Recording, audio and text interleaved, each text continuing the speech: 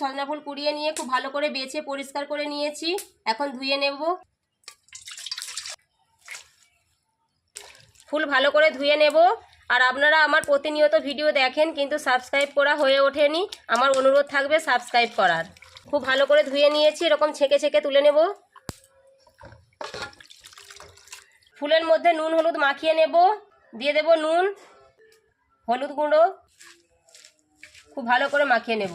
তেল গরম হয়ে গেছে, ফুল ভেজে নেব।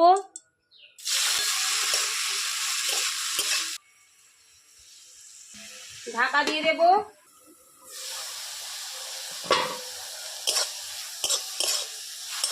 বারে বারে ঢাকা দিয়ে ভেজে নেব।